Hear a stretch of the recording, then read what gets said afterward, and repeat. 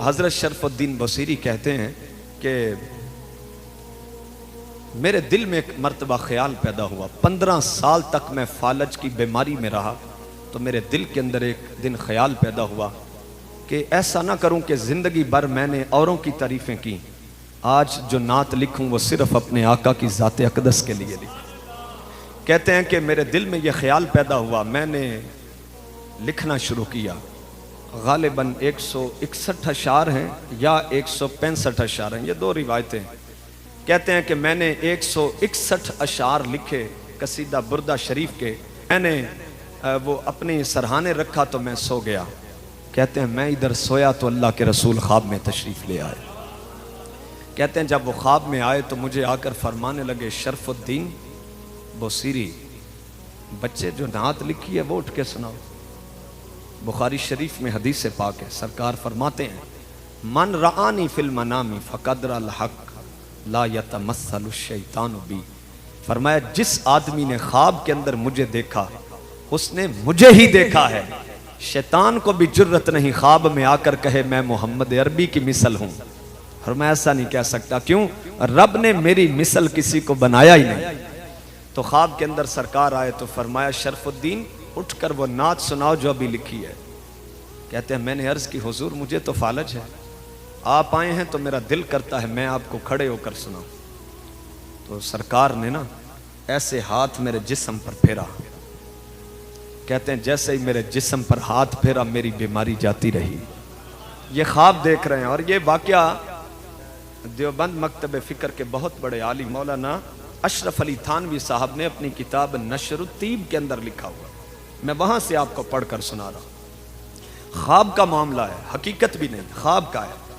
कहते हैं कि सरकार दो आलम सल्लल्लाहु ताला अलैहि वसल्लम ने हाथ फेरा, मेरी बीमारी जाती रही।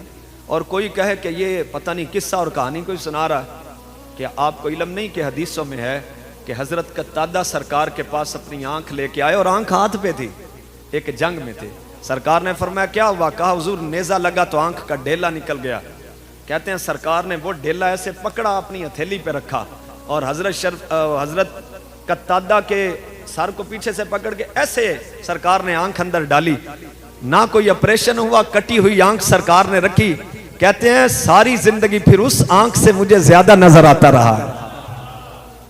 हजरत अली सरकार के पास आए खैबर के मौके पर, फरमाया कल ये झंडा मैं उसको दूंगा जो अल्लाह से मोहब्बत करता है और अल्लाह के रसूल से, और अल्लाह और उसका रसूल उस बंदे से मोहब्बत करता है। तो सारे ही परेशान हो गए कि पता नहीं किसको देंगे सरकार। तो हर किसी की ख्वाहिश भी थी कि सरकार झंडा सुबह मेरे हाथ में दे। कहते हैं जब फजर हुई तो सरकार ने पढ़ने के बाद फरमाया कि अली किधर है? उन्होंने कहा हुजूर उसकी आंखें दुखती हैं। सरकार ने फरमाया बुलाओ। जब बुलाया तो उनकी आंखों से पानी बह रहा था। फरमाया अली क्या हुआ? हुजूर मेरी आंखों को बीमारी लग गई है, मुझे नजर नहीं सही आ रहा। सरकार ने अपने लुआबे दहन को निकाल कर हजरत अली की आंखों पर लगाया, आंखें भी सही हो गई और अल्लाह ने उनके हाथ पर फतह भी अता कर दी है। तो यही है, कितने सहाबी हैं, एक सहाबी ने, ये देखें कितनी कितनी मोहब्बत है। सरकार ने एक जगह पर एक सहाबी को भेजा, मेरे गुस्ताख को कत्ल करके आओ। वो कत्ल करके आए तो वापस जब आने लगे चांदनी रात थी। कहते हैं मुझे पता था मैं सीढ़ियों से उतर गया हूं, जब पैर नीचे रखा तो सीढ़ियां नीचे थी, तो मेरी पिंडली टूट गई। मैं टूटी हुई पिंडली के साथ सरकार के पास आया तो सरकार ने कहा अपनी टांग बिछाओ।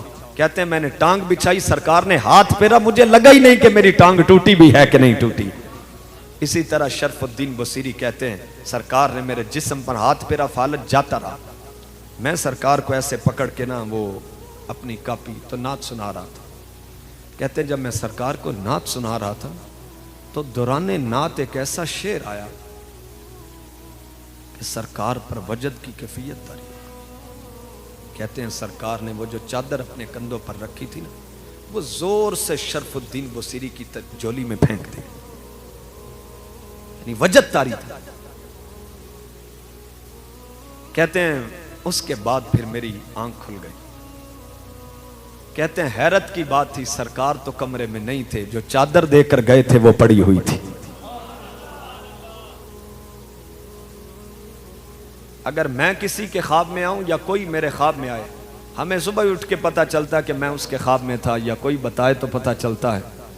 याद रख ले अल्लाह के रसूल जिसके ख्वाब में आए पूरे इरादे के साथ आते हैं।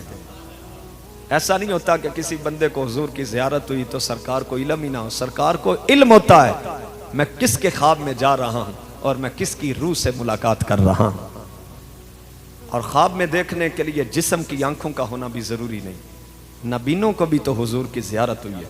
सरकार को देखने के लिए जिस्म की आंख की जरूरत नहीं, बल्कि सरकार दो आलम की ज़ियारत करने के लिए दिल की आंख का जिंदा होना जरूरी है। कहते हैं वो मैं उठा तो मुझे फालज भी नहीं था, खत्म हो चुका था। वो खुशबू जो सरकार की मैं ख्वाब में महसूस कर रहा था वो कमरे में बिखरी हुई थी। कहते हैं मैं उठा, मेरी बीमारी नहीं थी, मैंने चादर ली और उसकी बुक्कल मार ली। कहते हैं मैं जब बाहर निकला तो मेरे सहन के अंदर मेरे घर वाले बैठे थे, परेशान हो गए। 15 साल तक जो कदमों पे खड़ा नहीं हो सकता था, ये दौड़ के कैसे जा रहा। कहते हैं उन्होंने आवाज़ें दी, मैंने नहीं सुनी, बस मैं वारफ्तगी के आलम में मिस्र के बाजार से गुजर रहा था। कहते हैं उस बाजार के अंदर एक मुद्दत से एक मजजूब अल्लाह का फकीर बैठता था, कभी नहीं बोला था। कहते हैं जब मैं पास से गुजरा तो उसने मेरी कमीज का पल्लू पकड़ के मुझे कहता है शरफुद्दीन और पुत्र वो नात तो सुना जो रात को हुजूर को सुना रहा था।